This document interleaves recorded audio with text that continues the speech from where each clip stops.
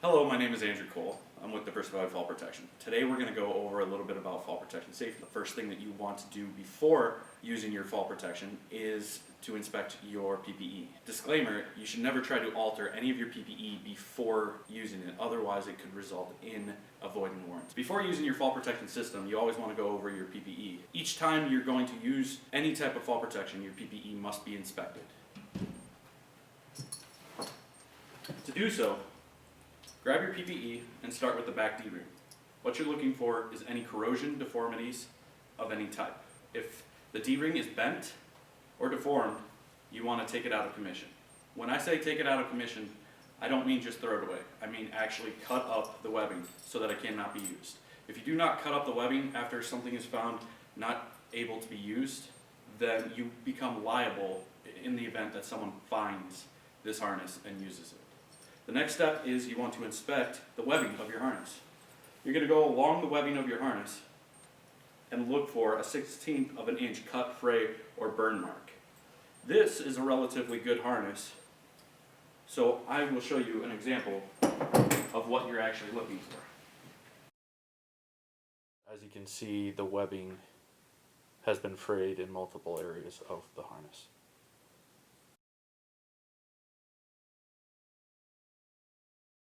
As you are continuing to check your webbing of your harness, you want to inspect the buckles.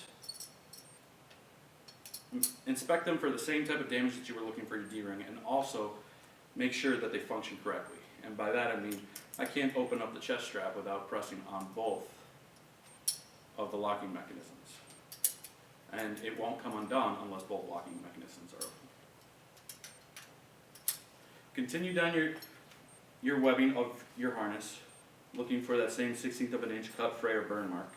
And you'll eventually get down to your leg straps. You want to inspect your leg straps, ensure that they're functioning properly like you did with the chest strap. A lot of the times harnesses are different. They have grommets. You want to ensure that the grommets are all intact.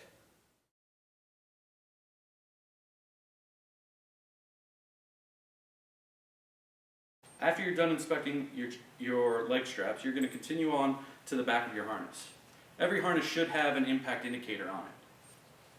The impact indicator is a simple fold in the harness with a single stitch pattern going across it. In the event of a fall, the stitch pattern will break open and be continuously flat, and you will not see the fold in the harness. This particular harness has two, one on each side.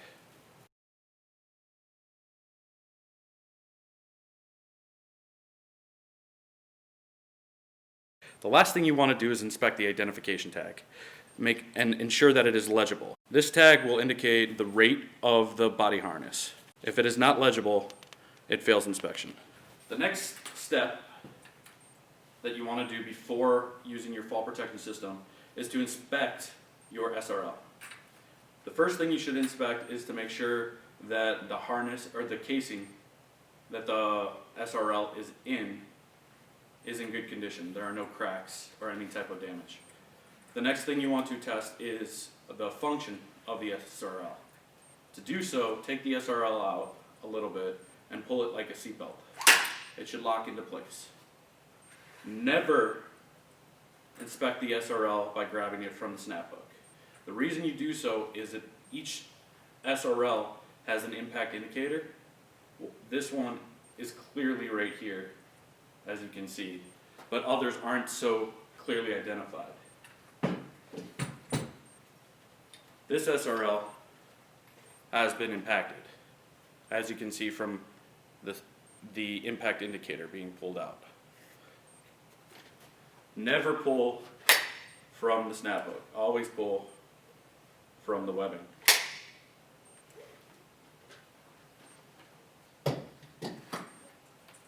To continue on, you want to make sure that the identification tag is legible.